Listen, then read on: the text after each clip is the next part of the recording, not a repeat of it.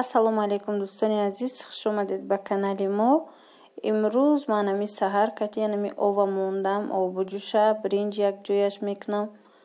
Баъд анамин пиёза реза кардаву нами вая зеленора реза карда ина райҳон кати дар болош меандозам.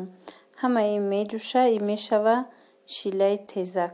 И бисёр хӯроки табобатиай, махсус барои шахсое ки мисол грипп шидастиян, зуком шидастиян, анамира мехӯри, баъд хоб меравӣ, арақ мекунӣ, чӣ хеле ки меган, соз мешавӣ худохоҳа.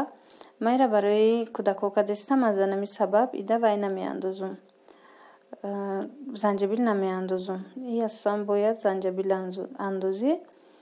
Барои кӯдако ки кардестам, анам хел без занҷабил. Ҷама бринҷа шуштум, баъд анам бринҷа анам хел вай мекунӣ. Якҷоя мекунӣ ки камакак вай шава, майда шава. Мемолӣ ами бринҷа, камакак майда шава, баъд мегирӣ меандозӣ ҳамо обда. И ки ҷӯшид мешава шилаи тезак. Касе намедона, марҳамат бикунед. Дӯстони азиз, иҷада ман кор рафтестам.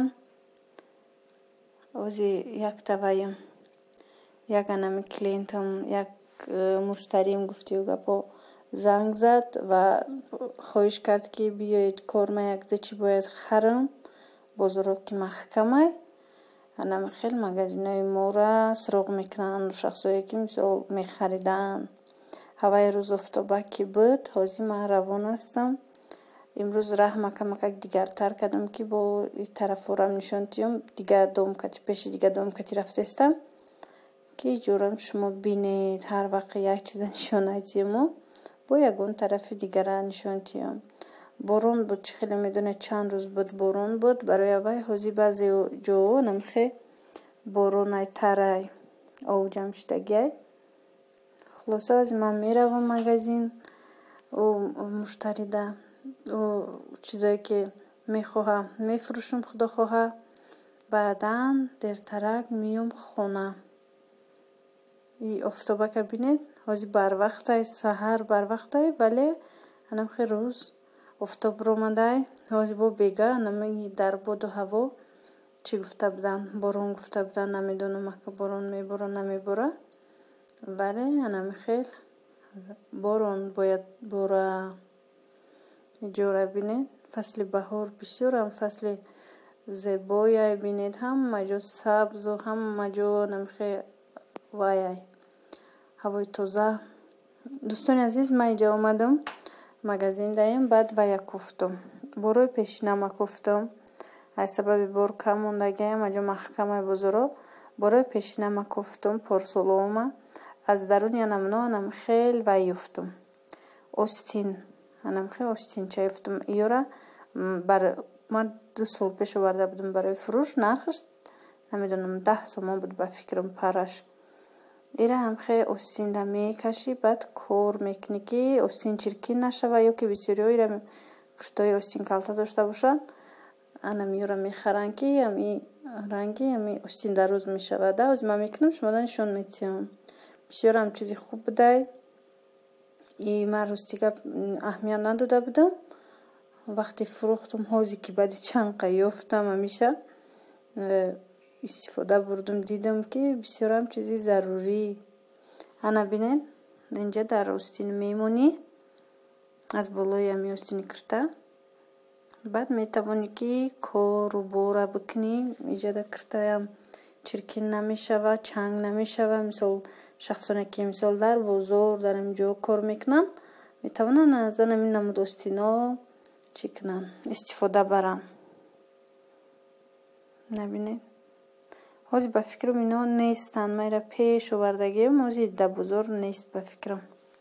дӯстони азиз, наҷа хонаи фурӯшӣ будай, ҳавлӣ будай. На марҳамат номерои телефонша гиред 907 01 59 35. Намедонам ин хона чанд сомай, вале инҷа ҳавлӣ нависагиай, хонаи фурӯшӣ нависагиай. Занг занед, пирсон шавед. ҳозир ман инҷа бозор омадастам, гуфтам пирожни гирам барои осияшон. инҷада як ҷои тортбазии хушрӯ буд. Амҷа омадастам, ана ширин.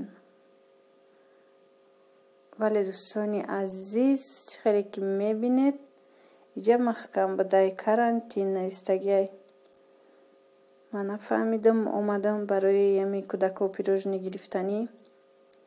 تماشابینان عزیز این لحظه ها میخوام به شما یک کانال یک برادر پیشنهاد کنم. این برادری ما معیوب هستند، مصطفی منانوف نامی کانال. سلکش در پایان ویدیو من میمونم. مرحمت در انامین ماه شریف رمضان امیدوارم که همین کاری خیر همه شما میکنید، میدروید، لایک میمونید، در ویدیوهاش پادپیساسا میکنید، دستگیری میکنید تا اینکه همین برادری ما مثلا مانتیزاسیاش گیران شود و یک چند پلان باشد از یوتیوب کار کنه. یعنی بسیار کانال خوبه، کانال اسلامی، بسیار قصه های نقص، حادثه های خوشرو، همه چیزی که شما میخواهید در اینجا پیدا کردن میتوانید. دوستانی عزیز این مرحمت دروید، بینید و لایک مونده پادپیساسا کنید. امیدوارم که این کاری ثواب شما البته که میکنید در این ماه شریف رمضان و انا بینید از این ویدیوها بهره ور میگردید. دوستان عزیز جا بگشید ما خونه رفتیم یا مغازین رو آمدیم. پمیدور، بادرنگ، نه زیره و دیگر چیز رو بینید 8 سوم 7 سوم هم خیلی نرخشون. بادرنگ 6 سوم. اینجا از یک مغازین نو شدیم یکم بر ندر آمده بودیم. از یک دو چیمون نیفتیم همراه خوجاینم این مغازین میدرویم میبینیم که بد هست نیست همو چی نبینید خیلی شد که شدن شد ولی ما یکم بر ندر آمده بودیم این مغازین. از در آمدن میبینیم که چی دارد این مغازین و اون چیزی که ما گفته استیم میویم نمیویم از اینجا. دوستانی عزیز هازی وای سحر خرکای هوای هازی ما خوجاینم بسیار دوست میدارن همین بوتربرودایی و یا گرمه گریچی بوتربرودا. هوای زینی کالباسا گرفتیم پاکیزه ای حلال نویستگی ای بسیار میپرسند در آمازون کالباسا میخرید گفته اینا و یا حلال دوستانی عزیز. بعد همین استاسولی تاجیکستانی خدمانای حلالای اینجا بینیم من بوتربرود کدیستم اینم خیلی میکنم گریچی بوتربرودا بسیار خوجاینم که دوست میدارم و بسیار این باتون اگر میاد داده باشه ویدیو پیش نره چه باتون بسیار میخریم. ما هم نون میپزیم خودمون بو هم انم برای هر نمود بوتربرودو باتون میگیریم. اینجا در ما چی کدیستم پمیدور، بادرنگ، سیر، کالباسا. بعد انمی ویا امیره میگیرم در میکرووالنوفکا در 3 دقیقه میمونم. در 3 دقیقه بسیار هم خوشرو میآید. همین سیرش او میشود. این همین نمود گریچی بوتربرودای ما یعنی همین بوتربرودای گرمی ما تیار میشود. کسایی که نکرده بود بکنه دوستانی عزیز استفاده برید از همین نمود بوتربرودا. باوری دارم که به شما پسند میآید. نم از من ایره بوتربرودا میکنم بعد با شیرچای میکنم همین که نهاری که کردیم با ما به شما انمی ویدیو امروزه را منتج کرده ویدیو را میپرتم در کانال. خلاصا نمیخه ازی با دبولش وای میمونم باتون میمونم. ما یا نمود دیگه شو با امیرم خیلی میکنم در تخم همین نمود چیزو را همشو میگیری در تخم تر میکنی دو تخم میشکنی اینو را در تخم تر میکنی بعد بیریون میکنی امیره بسیار همون نمودش با مزه میبیاید. ولی امروز خوجاین منم خیلی خواستن که بی روغن باشه هم خیلی باشه برای وای هم خیلی نمودش کدیستم چه خیلی گفتم کسایی میخواهید منم نمود کنید بینید و باوری دارم به شما پسند میاد. بینید چه خیلی سیرش او میشه ای چقدر به مزه میشه با اشتیای تام کسایی که خورده استید نبینید.